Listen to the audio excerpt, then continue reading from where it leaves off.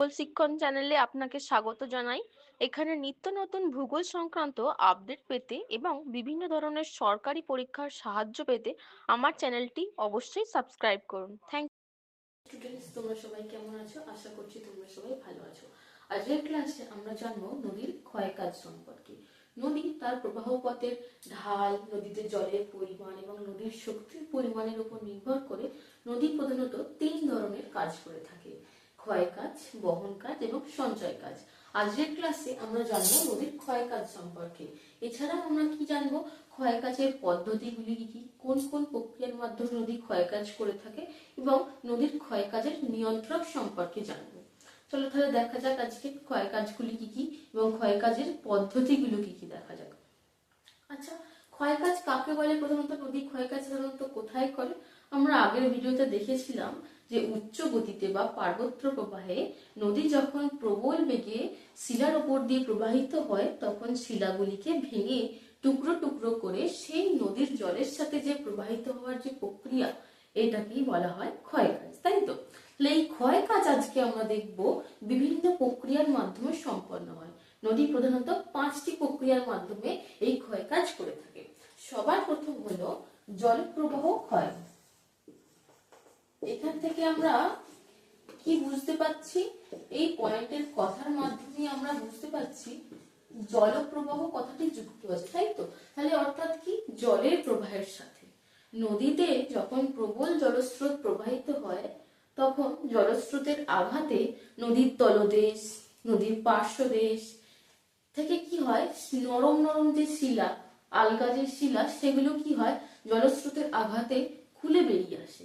এর ফলে যে ক্ষয়টা হয়, নদীতে বিভিন্ন ধরনের গর্তের সৃষ্টি হয় শিলা খুলে বেরিয়ে আসার ফলে। এই ক্ষয়টার নাম হচ্ছে জলপ্রবাহ ক্ষয়। নেক্সট আমরা দেখব বুদবুদ ক্ষয়। বুদবুদ মানে কি? আমরা ইংলিশ থেকে কি বলি? বাবেল, তাই তো? তোমরা নিশ্চয়ই দেখে থাকবে জলের মধ্যে বাবেল দেখে থাকো তো, নদীর জলস্রোতের মধ্যে তোমরা দেখবে বাবেল দেখা যায়।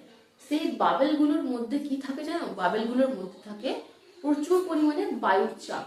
একসাথে ওটা একটা বাবেল সমান 18 কেজি, এক একটা হাতুড়ির ওজনের সমান।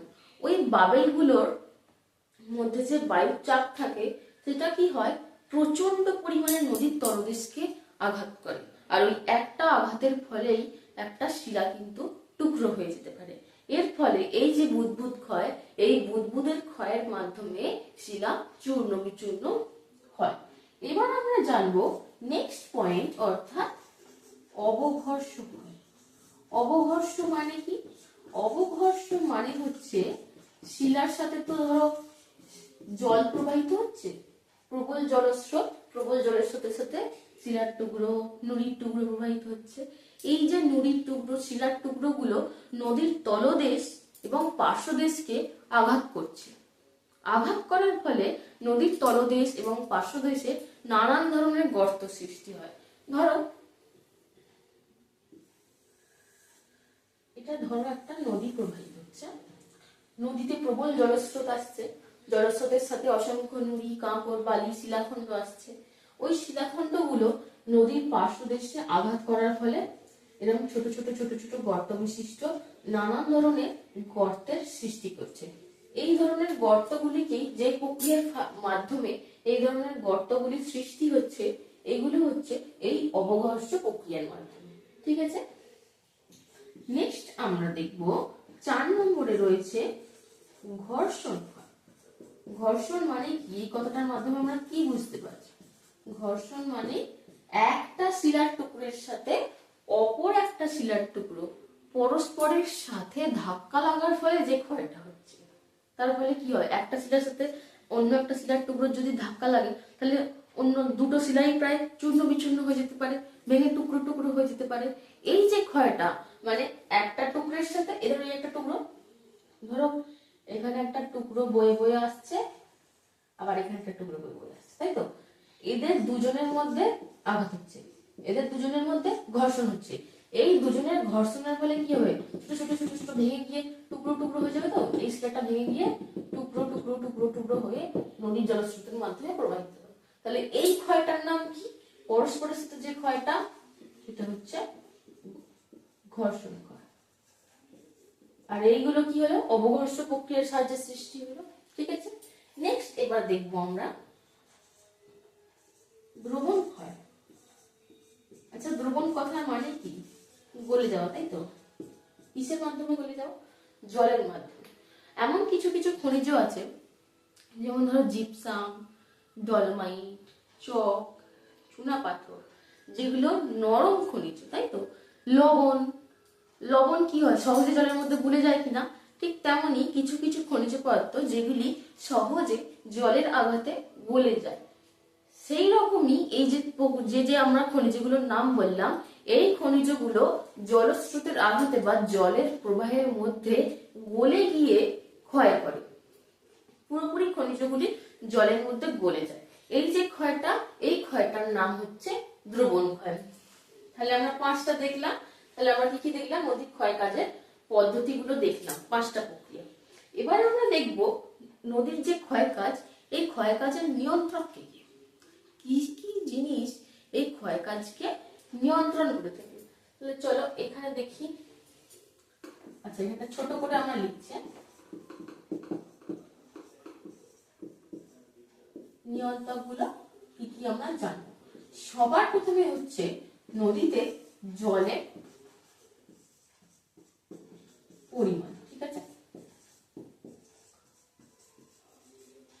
জলের পরিমাণ কিভাবে নিয়ন্ত্রণ করে? নদীতে যদি জলের পরিমাণ যদি অনেক বেশি থাকে, তাহলে নদী কি করবে? অবশ্যই অত্যাধিক মাত্রায় সে ক্ষয় করবে, তাই কি না? কিন্তু নদীতে যদি জলের পরিমাণ কম থাকে, তাহলে সে কি ভালোভাবে ক্ষয় করতে পারবে? পারবে না। নদী যদি ধীরে ধীরে প্রবাহিত হয়, তাহলে তার মধ্যে কোনো শক্তি থাকবে না, তাহলে তখন সে ক্ষয়ও করবে না। নেক্সট পয়েন্ট দেখো, ভূমির ঢাল।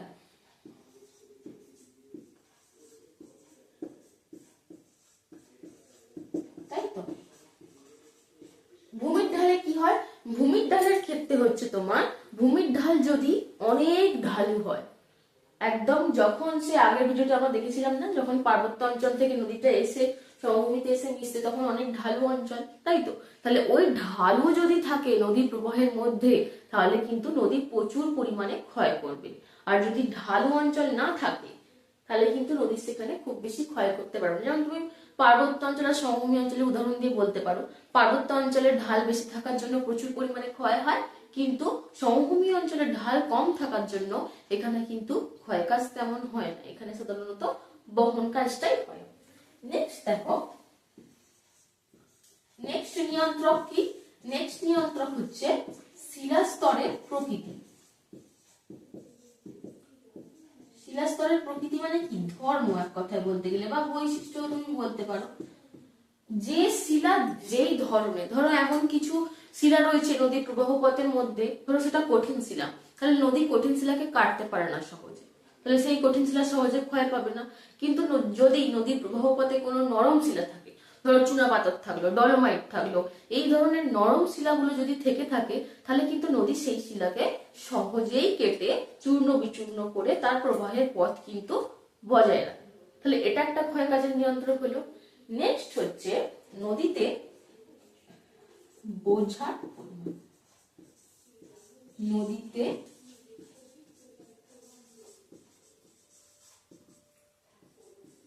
বোঝার পরিমাণ, বোঝার পরিমাণ মানে কি? নদী বাহিত যে শিলাচূর্ণগুলো, সেইগুলোর কথা বলছে। নদীতে, কোন নদীতে যদি বোঝার পরিমাণ বেড়ে যায়, তাহলে কিন্তু সেই নদী খুব বেশি ক্ষয় কাজ করতে পারবে না। যদি বোঝার পরিমাণ কম থাকে সেই নদীর মধ্যে, তাহলে কিন্তু তখন সে সহজেই ক্ষয় কাজ করতে পারবে। যেমন ধরো আমি পার্বত্য অঞ্চল আর সমভূমি অঞ্চলের উদাহরণ দিচ্ছি। পার্বত্য অঞ্চলের ঢাল বেশি থাকার জন্য কি হয়, নদী তখন সেই সময় শিলাগুলোকে ভেঙে ভেঙে আনতে শুরু করে, তখন তাতে বোঝা কিন্তু খুব বেশি থাকে না, সেই জন্য নদী তখন নিম্নক্ষয় করে বেশি পরিমাণে। কিন্তু যখন সে সমভূমি অঞ্চলে চলে এলো, তখন তো পার্বত্য অঞ্চল থেকে সমস্ত শিলাচূর্ণগুলো বয়ে বয়ে নিয়ে এসে সমভূমিতে এসে মিশলো, তাহলে তখন তাতে বোঝার পরিমাণ অনেক বেড়ে গেল সমভূমি অঞ্চলে যখন প্রবাহিত হচ্ছে। সেই জন্য নদীর তখন গতিবেগটাও কিন্তু কমে যাবে। বোঝার পরিমাণ যদি বেড়ে যায়, গতিবেগ কমে যাবে, বওয়ার শক্তি কমে যাবে, তখন কিন্তু নদী ধীরে ধীরে এঁকে বেঁকে প্রবাহিত হবে। সেই জন্যই তো আমরা সমভূমি অঞ্চলে মিয়েন্ডার দেখতে পাই, অষ্টচক্র আকৃতির হ্রদ দেখতে পাই, স্বাভাবিক বাঁধ দেখতে পাই, তাই তো? তাহলে আমরা কি কি জানলাম? 4টে নিয়ন্ত্রক জানলাম, 5টা পদ্ধতি সম্পর্কে জানলাম। ঠিক আছে, আজকের ক্লাস এই পর্যন্তই থাকলো। Thank you.